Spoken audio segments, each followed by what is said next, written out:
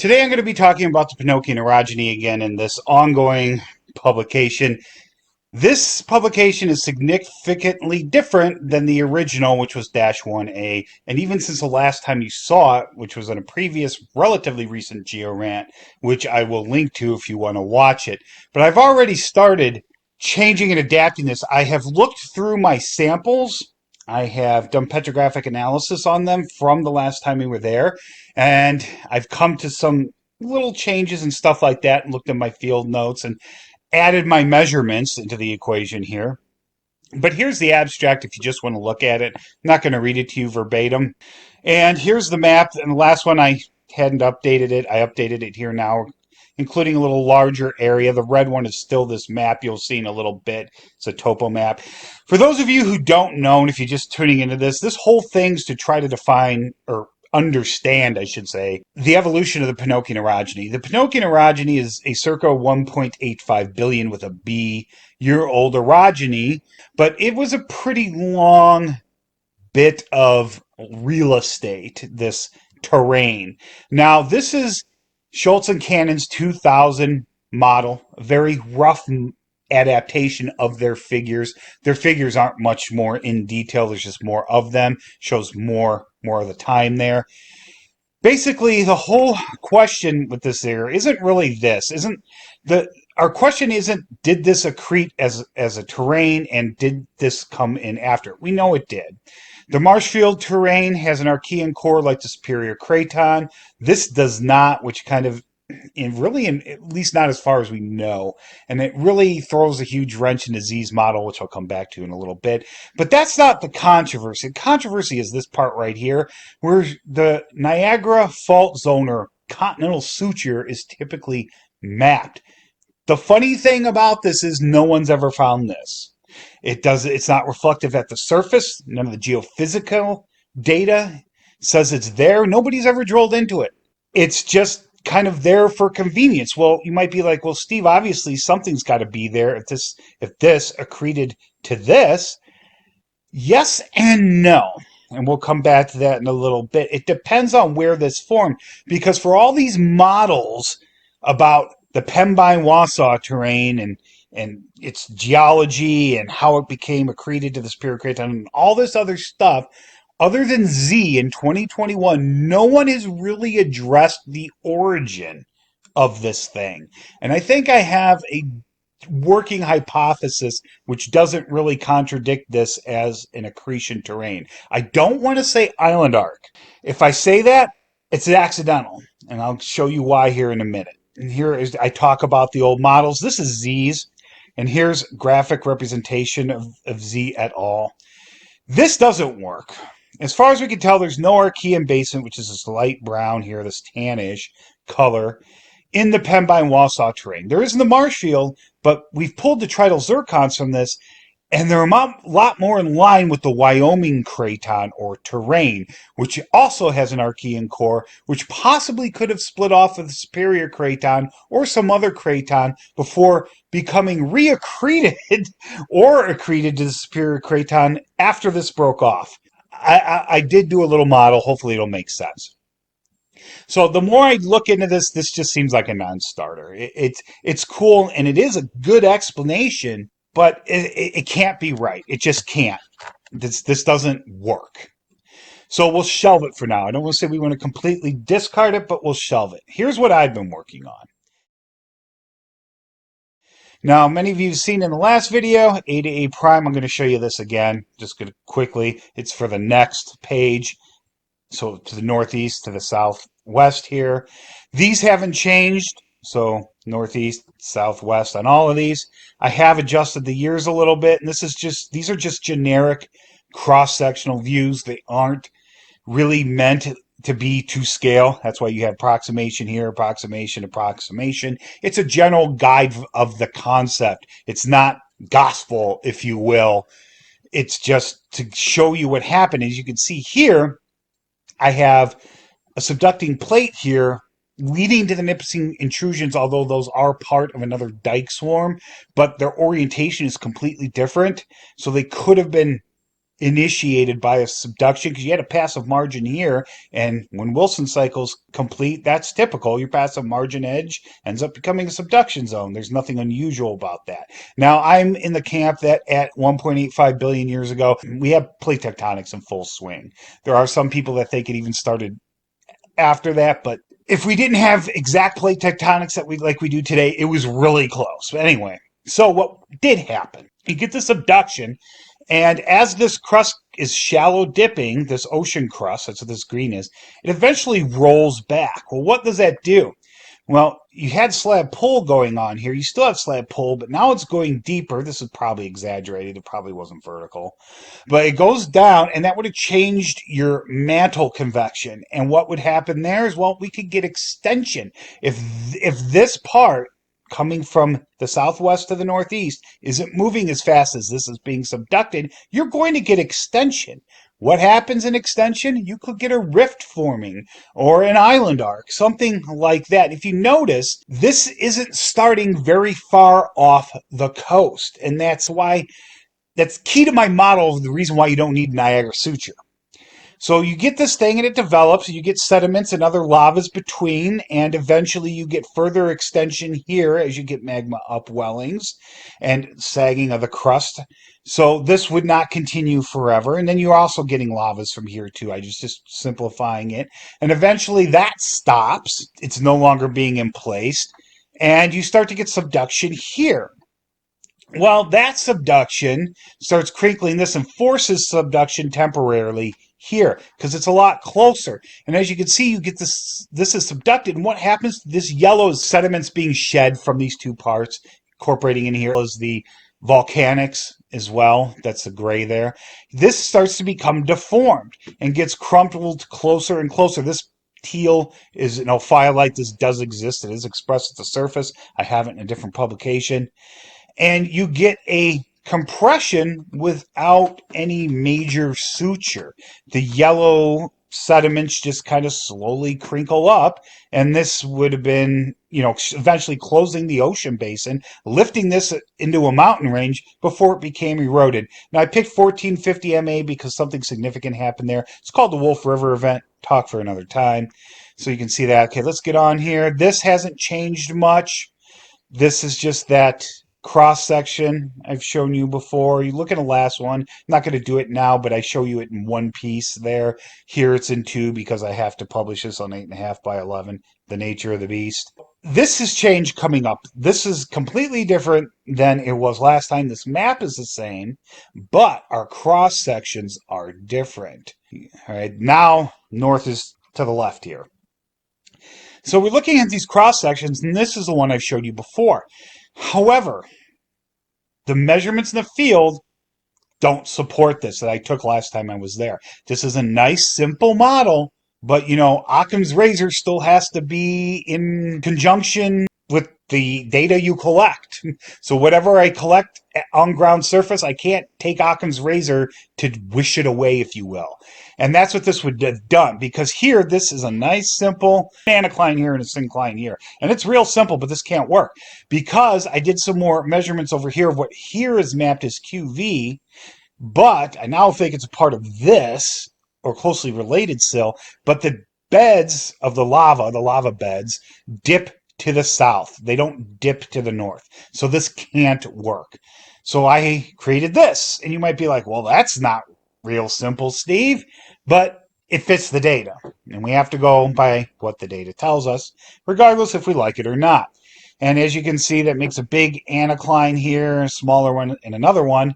As I've explained before, Niagara Fault could still exist, but not as a continental suture. But you don't need it to get the geology to work. It works fine without it. But if it was somewhere, it'd probably be over here. And there's a lot of thrust faults in the area, but most of them are probably post-Penokean, actually. So, if there is one, it's here, and it's probably no more of a overthrust than some of this stuff is. The key thing about this, too, is this orogeny, which is a mountain building event, would have created mountains. But these Penokean mountains weren't, and you think of the Himalayas, these were probably 3-4 kilometers tall, according to modern ground surface, and we're at maybe 200 meters above sea level here, 300. So these were only about half as tall as the Himalayas. They didn't get very high, and that seems to be a common theme with these Paleoproterozoic orogenic events. Maybe something was going on there where mountains just didn't get really, really tall. I mean, obviously, Earth hasn't gotten bigger, so it could have supported bigger mountains like it does today. They just didn't seem to come to fruition. And there's places where we look at the Penokean orogeny, especially near Minnesota, because this thing basically extends from Minnesota through the Upper Peninsula, Wisconsin. It disappears under younger sediments and gets cut by the mid-continent rift, and it comes back up in Ontario by Sudbury, and that's pretty much as far as it goes. So it's a good size, but compared to modern mountain ranges, in vertical and horizontal scale, it's not a lot, which gives the illusion that it might have been a small island arc, but it's even small for that. And we'll get into in a minute here what I think it actually was. Not an island arc. This works better. Let's turn that around. We're going to go back out there next weekend on my birthday. And it's supposed to be beautiful out. Partly sunny to sunny, less than a centimeter of snow on the ground, a nice, comfortable -5, -6 degrees Celsius. So it'll be good. So I've already kind of gone over some of this before. I have changed the wording and the figures and stuff like that, but the general gist of this hasn't changed. And I still can't believe after all these years, no one has noticed this is a metabeth. If they have, they just kind of glaze over it. This outcross had exposed for a long time. Since before the highway was put there, because I see it appear on maps from the 60s and a measurement taken, but it's just like, oh yeah, it's just Quinnipiac. This is not volcanic. There's something I want to say though. It can be very difficult, especially in areas like the Penokean orogeny here. Medium grade metamorphism has occurred, or greater. If the sedimentary rocks were derived from the local volcanics, and the whole thing has been metamorphosed, it can be hard to tell the difference between those volcanics and that sedimentary protolith there. That's what happens as things become more metamorphosed. They tend to lose primary structures. So they can get modeled together. And that's why I don't blame the guys from the 50s, 60s, up through the early aughts about the Niagara Fault and the fault of convenience, as I call it, because it can be hard to pick this stuff out. And this is part of the problem here. Sorry, I'm getting long here, so I'm going to go through this a little faster. This hasn't changed. This hasn't changed. This hasn't changed, but I did do detailed petrographic analysis on it. You're going to see that here at the end. I included it as a plate. And this just goes into the Sudbury impact. That hasn't changed much. This hasn't changed. This is what I originally thought was part of the Sudbury impact within the Vulcan Iron Formation, but it's not. It is a sandstone. I am calling it a sandstone, although it does have what appears to be tuff in it. This is definitely reworked from a tuff existing banded iron formation and an existing sand. It's just a hodgepodge of stuff. So I am calling it sedimentary. It is a sandstone. It's just got a lot of volcanic lithic bits in it, but it also has a lot of feldspar in it too. See, this is what I thought. I saw this in there, and this is quartz with all these. I'm just like, well, that's got to be shocked quartz. Well, you can also get shocked quartz from volcanic eruptions, and the Sudbury impact ejecta is not known in the area right here, but it should be higher up stratigraphically, not much more. In the base of the Michigami, this is the underlying Vulcan Iron Formation. So I'm like, well, maybe they just got the chronology of the Vulcan Iron Formation was incorrect. But I actually do have a chunk of Sudbury breccia. None of the stuff in here really matches it. You can get shock quartz from volcanic eruption, and we had a lot of them going on real close by. So it's a sandstone. This hasn't changed much. I might have to add a November page here because we're going back up there. I've talked about this before, this big Niagara Sill. You have A, B, C, D, E. This is continuously exposed along Tyler Road here, and the fault goes right across where the furthest outcrop is. And I've talked about this before. There's no fault there. This A here, I changed it so if I did that, it would do a yellow dot, but it's not doing it. Anyway, This shows very little deformation. There's deformation down here. This might actually be two separate flows or sills, depending on whichever one it is. I don't think this has ever been dated. But this just isn't here. If it is here, it's further north.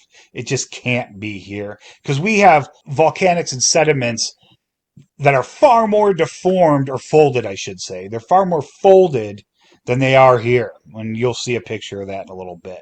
And this is what I was talking about. This is to the west a little bit in, is it Kingsford, just north of Aurora, Wisconsin, just across the border in the UP in Kingston. Oh, I'm sorry. I don't remember which one it's actually called, but you look at it here. This is hard to see, and I didn't want to draw lines all over it, make it more complex. And so I drew this, and wait, I drew. Okay, so north is to my left. Yeah, I might want to put a north arrow on that. This is south. Wait a tick. I may have just realized something. Am I smarter than I think I am? Let's try something here, just for comparison. Oh, I think I might have just discovered. You guys, I just had a eureka moment. You were here to witness it. Let's go back up to this. I've complained before how we don't have an expression of Pompellis Rule in the area, even though we have it in the Upper Peninsula and other places, which really bothers me because it would really help me figure this stuff out. But I think I just may have inadvertently eaten those words. Okay, so let's do this. We're just going to zoom in a little bit. I use Publisher for everything, just so you know. All right.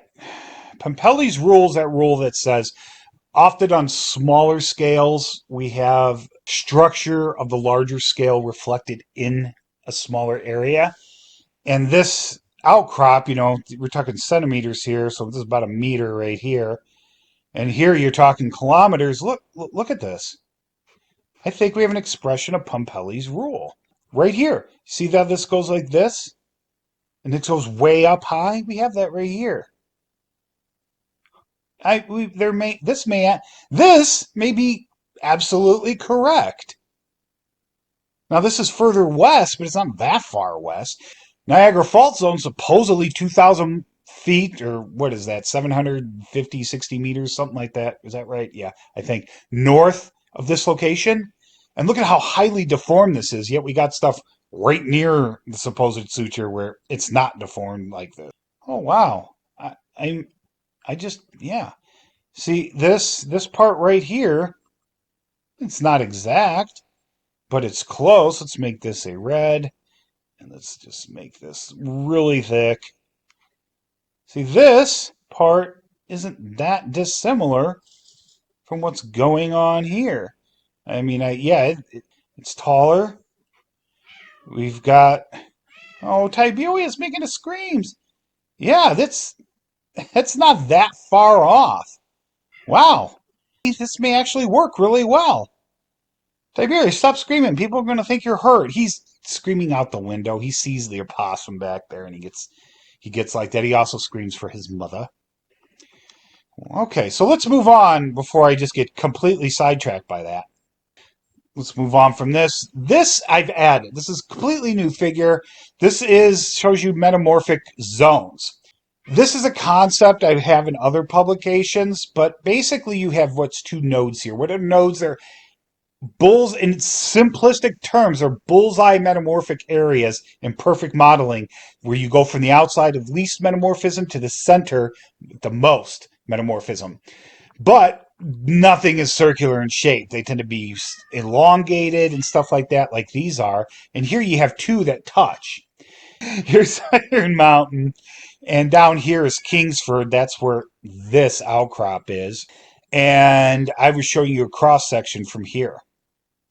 So we're not that far away. So, wow. Anyway, but there is a sample that I took, which is mentioned.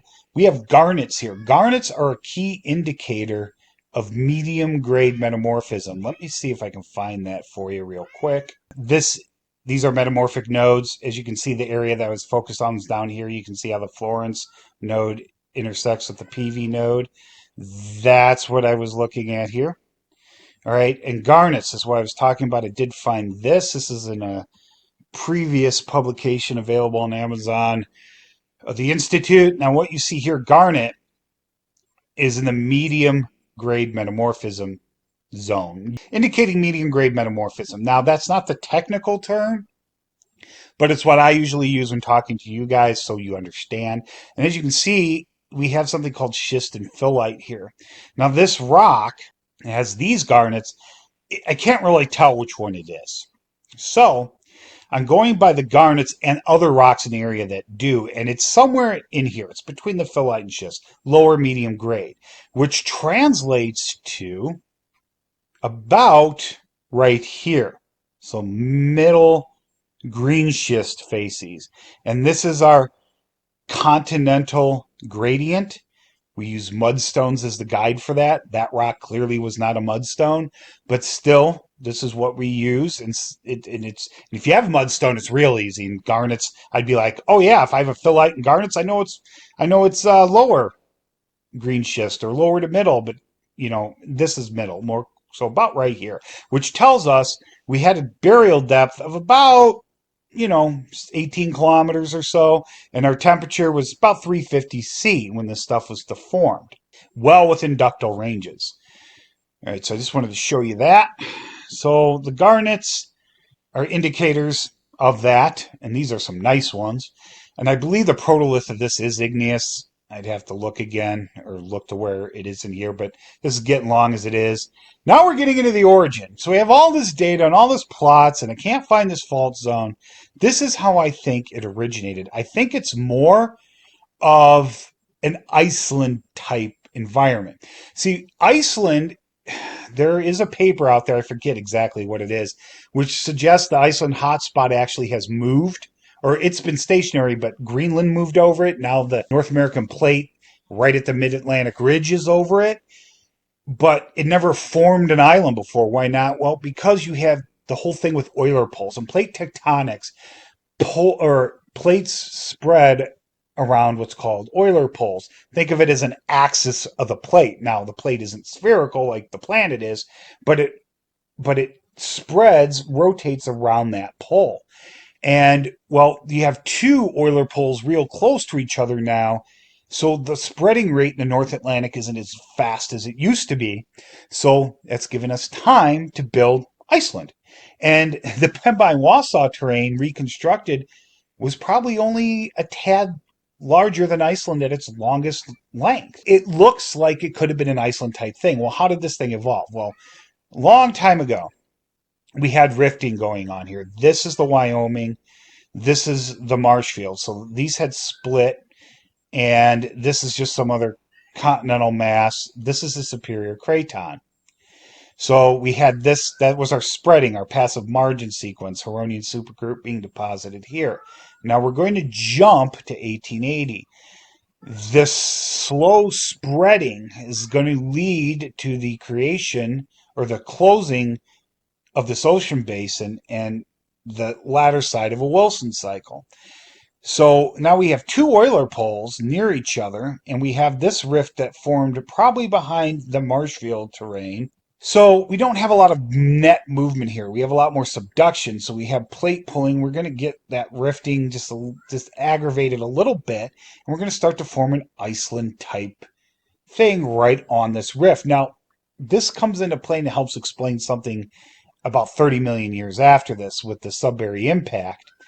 This rift, under where the Sudbury impact occurred, the continental crust was thin, and we were near the edge of a continent, and no one really knows why. Well, if the Pembine-Wausau terrain was formed in the middle of a rift, a pre-existing rift like Iceland, as that rift began to get subducted, yes, you can subduct rifts under continents. This has been going on the western edge of North America for a very long time.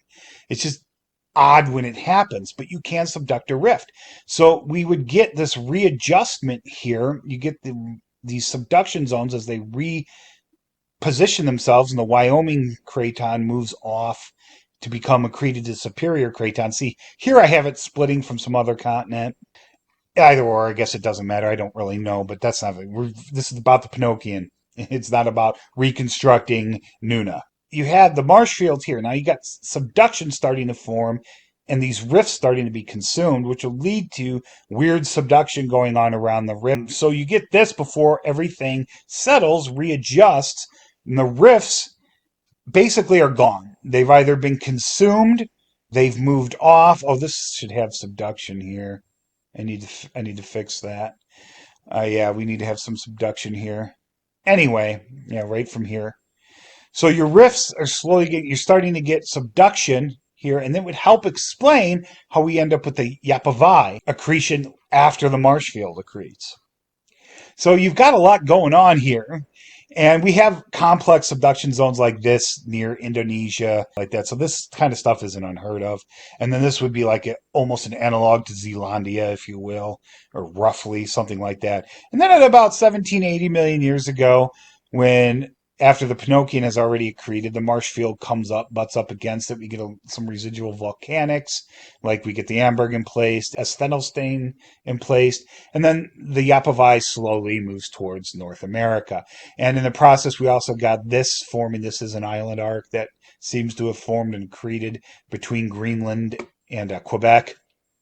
So anyway, there's all that stuff. So I got to remember to add that subduction zone. And here's getting into my conclusions. Wow, I'm wrapping it up. This is really long.